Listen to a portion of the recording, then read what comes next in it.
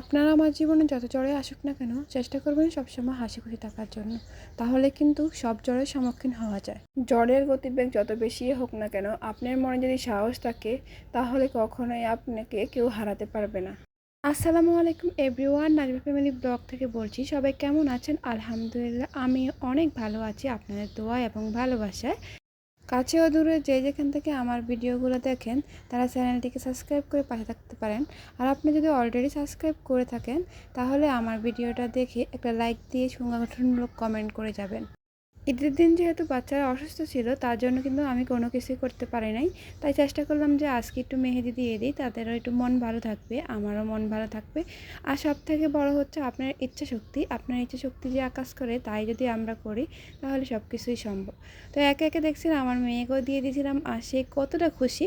আর তাকে দেখেন একটা কথা বললে কি সুন্দর করে ওই জিনিসটাই করে। তারপর আমার ননদের মেয়ে আসছিলো, ওকেও বলছিলাম যে তুমিও দিয়ে দাও। আর আমার ছেলে তো আরও এক্সাইটেড, ও দিবে। তো এখন আমি বলেছিলাম যে তোমরা মেহেন্দি দেওয়ার পরে সবাই মিলে একসাথে ছবি তুলো, কিন্তু সেটা হবে না, যে যার মতো মেহেদি দিলেই হবে। মেহেদি দেওয়া নিয়ে কথা। সে বলতেছে যে আমি যেহেতু ঈদের আগে চাঁদাদের দিন মেহেদি দিতে পারি নাই, তার জন্য আমি কিন্তু এখন অনেকগুলা মেহেদি দিব আর 2 হাত ভরে মেহেদি দিব। আমি বললাম যে আচ্ছা ঠিক আছে, কোনো সমস্যা নেই, তুমি 2 হাত ভরে না, তুমি সব পায়েও দাও। এদিক দিয়ে যেহেতু আমার শ্বশুরের গ্রামে গেছে তার জন্য একদম পুরা বাসাটাই পাকা আর আমার একা হাতে সব কাজগুলো করা লাগে। এদিক দিয়ে এরাও অনেক জ্বালা ছিল, মনে করছিলাম যে এদেরকে নিয়ে ঘুরতে যাব, বাট আমি বাসাটা একা রেখে যেতে পারবো না। তার জন্য বললাম যে 2 দিন পরে যাই, তোমার দাদা দাদু আসলে ওনাদেরকে রেখে যাব, বা আমরা সবাই যখন একসাথে যাব তাড়াতাড়ি করে চলে আসলে সমস্যা হবে না। কিন্তু আমি এখন একা গেলে একটা সমস্যা হয়। আর বিশেষ করে আমি একা একা বের হই না, আমি আমার শ্বশুর শাশুড়িকে নিয়েই বের হই। যাই হোক, ওদের মেহেদি দেওয়া শেষ। এখন আমার হঠাৎ করে আমার ছেলের মনে হলো সে একটা ইউটিউবে একটা বিস্কিট পিঠা দেখছে, আর আমার মা কিন্তু এই বিস্কিট পিঠাটা অনেক সুন্দর করে পারে। তো আমার অতটুকু আইডিয়া নেই মা কীভাবে কী করছিল, কারণ বিয়ের আগে কোনো কাজে আমি করতাম না আর কোনো কাজ আমি পারতামও না। আর বিশেষ করে আমার দাদা আমাকে করতেই দিত না কোনো কাজ, সবার আদরের একটা মনে ছিলাম তো তার জন্য। তো যাই হোক, ছেলে দেখে বলতেছে যে তুমি আজকে আমাকে এই পিঠাটা বানিয়ে দিতে হবে। তখন বললাম যে ওকে ফাইন, বানিয়ে দিই। তো আমি সুন্দর করে আগে ভিডিওটা দেখলাম, দেখে বানানো শুরু করে দিলাম। কিন্তু আমি বেশি নিই না, এটার কারণ আছে। এটার কারণ হচ্ছে যে আমার যদি নষ্ট হয়ে যায় বা আমি যদি না পারি, আর আমি কিন্তু পিঠা টিঠা একটু কমে বানাতে পারি, আমার এই পিঠা খেতে একদমই ভালো লাগে না। বিশেষ করে আমার মা যদি বানিয়ে দেয় তাহলে আমার খেতে ভালো লাগে। এ হচ্ছে একটা কথা। তখন আমার ছেলে বললো যে তুমি নানুর কাছ থেকে শিখে আসো না কেন, নানু তো অনেকগুলো পিঠা বানাতে পারে। যাই হোক, আমি বললাম যে তোমার নানু তো পারে, তাহলে আর আমার বানানো কি দরকার। তো বললো যে এখন তো আমি কার হাতে পিঠা খাবো। ওই যখন গ্রামে যায় তখন ওর নানু ওরা অনেক রকমের পিঠা বানিয়ে দিব, আর যা যা বলবে তাই কিন্তু বানিয়ে দেয়। আমার আবার এই ধৈর্যটা খুব কম, আমি এই পিঠা ছাড়া আর সব কাজগুলোই কিন্তু আমার ভালো লাগে। যাই হোক, আমি একটা ডিম নিয়েছি আর পরিমাণ মতো চিনি আর লবণ নিয়ে নিয়েছি, আর ভালো করে পেটতে হবে, না পেটলে আটার ঢোটা কিন্তু একদম পেটে যাবে, তখন পিঠাগুলো সুন্দর হবে না। তার জন্য আমি একটাই নিয়েছি। আর যেহেতু আমাদের পাশে মানুষই নেই, আমি আর আমার ছেলে বললে চলে, আমার মেয়ে ততটা এই পিঠাগুলো কম খায়। তো এই দুইজনের জন্য তো একটা ডিমই যথেষ্ট। তার জন্য আমি কিন্তু পরিমাণ মতো সব কিছু কমিয়ে কমিয়ে নিয়েছিলাম। ওই আপুটা 4টা ডিম দিয়ে দেখাচ্ছিল আর আমি আমার পরিমাণ মতো সব কিছুই নিয়ে নিলাম। তারপরে দিয়ে দিলাম হাফ কাপ নিড়ে দুধের গুঁড়া, তারপরে দিয়ে দিলাম আমি ময়দা। আস্তে আস্তে অল্প অল্প করে ময়দাগুলো দিব। 1 কাপ আমি ময়দা দিয়েছিলাম, আমার একটা ডিমের সাথে 1 কাপ ময়দা লেগেছিলো। তো আমি অল্প অল্প করে দেওয়ার কারণ হচ্ছে যদি বেশি শক্ত হয়ে যায় তাহলে কিন্তু ওটা আমি সুন্দর করে বানাতে পারবো না। তার জন্য আমি অল্প অল্প করে দিচ্ছি, কারণ একটু নরম হলে শক্ত করা যাবে, বাট শক্ত হলে কিন্তু সহজে নরম করা যায় না। যদি আমি পানি দিয়ে দিই তাহলে স্বাদটাও কমে যাবে, যার জন্য আমি অল্প অল্প করে দিয়েছিলাম। আর আমি আমার মাকে দেখতাম যে কীভাবে তৈরি করে, আর হালকা মনে আছে, আর ওই আইডিয়া থেকে তৈরি করছিলাম। আর সব কিছু তো একদম দেখে সম্ভব না শেখার। তো যাই হোক, এখান দিয়ে আবার মাকেও ফোন দিয়ে বলছিলাম যে এমনি এমনি পিঠা বানালে কী হয়। তো আমার মা বলছিল যে এভাবে করলে হবে।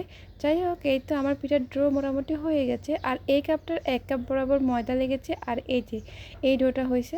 তো এখন ছেলের আবদার রাখতে তো আমার এগুলো তৈরি করতেই হবে। তারপর আমি একটা ঢাকনা দিয়ে দিয়েছিলাম, একদম আধা ঘন্টা পরেই আমি পিঠাটা তৈরি করব। পিঠা বানাচ্ছিলাম আর বলছিলাম দেখবো আজকে কারটা বেশি মজা হয়, তোমার নানুর পিঠাগুলো মজা হয় নাকি আমারটা। আমার ছেলে বলেছে নানুটা খুব মজা হয়, দেখবো তোমারটা মজা হয় কি না। আচ্ছা, ছেলে যেহেতু বলেছিল একটু মজা করে বানাতে হবে, আর এখান থেকে আমি একটু তেল নিয়ে নিলাম, আর ওই তেলটা আমি হাতেও লাগিয়েছিলাম, আর এখান দিয়ে পিঁড়িতে আর বেলুনে লাগিয়ে নিব। সব কিছু আমি কিন্তু নিয়েছিলাম টেবিলের উপর, আমি টেবিলের উপর বসে বসে আস্তে আস্তে কিন্তু পিঠাটা বানাবো। আমার যেহেতু ঝামেলা নাই, আমার মেয়েকেও আমি ঘুম পাড়িয়ে দিয়েছি, এখন আর কোনো সমস্যা নেই। আর বিশেষ করে ভালো করে মুথে নিতে হবে, নাহলে কিন্তু এটা পেটে যায়। এই পিঠাগুলোর এই একটা সমস্যা। আর আমার ছেলে মেয়ে টানা 13 দিন জ্বর থাকার ফলে তারা কিন্তু কিছুই খেতে চাইতো না।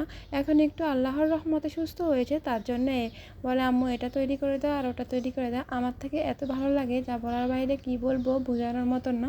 কারণ এই 13 দিনে আমি কত কষ্ট যে ওদেরকে খাওয়াতাম আর কত কষ্ট যে ওদের যত্নগুলো নিতাম। আমিও শারীরিকভাবে অনেক অসুস্থ ছিলাম। এখানে ওদেরকে আমি বাইরের খাবার খুব কম খাওয়াতাম, সেখানেই কিন্তু অসুস্থ হয়েছে যখন, তখন আমি বলেছিলাম যে নাও তোমাকে চিপস দিই। ও দাদা চিপস হতে, চকলেট হতে, কেক হতে সব কিছু আনতো, কিন্তু আমার ছেলে মেয়ের মুখে এতটাই রুচি নষ্ট হয়ে গেছিলো যে তারা কোনো কিছুই খেতে চাইতো না। আর এক এক করে আমি এই পিঠাগুলো এখন ডিজাইন করব, দেখি কতটা ডিজাইন করতে পারি। আর চেষ্টা করলে কিন্তু সব কিছুই সম্ভব, এটা হচ্ছে সব থেকে বড় কথা। আল্লাহর কাছে লাখ লাখ শুক্রিয়া, আল্লাহ আমার সন্তানকে সুস্থ করে দিয়েছেন। এদিকে যখন নাকি মাদ্রাসা খুলবো তখনই দেখি যে আবার 7 দিনের বন্ধ দিয়েছে গরমের। অতিরিক্ত গরমের ফলে বাচ্চারা কিন্তু আবারও অসুস্থ হয়ে পড়ছে। তার জন্য সবাই সবার বাচ্চাদেরকে নিজেরা অনেক সচেতন থাকবেন, সতর্ক থাকবেন। আপনার আমার একটি ভুল সারা জীবনের কান্না হয়ে দাঁড়াতে পারে। যাই হোক, এখান দিয়ে কিন্তু যেহেতু অনেক বেশি গরম, আর তরল খাবারটা বেশি খাবেন, আর বিশেষ করে অতিরিক্ত পানি খাবেন। যতটুকু দরকার এর চেয়ে চেষ্টা করবেন যে একটু বেশি খেতে, কারণ আমরা বাঙালিরা কিন্তু পানি খুবই কম খাই।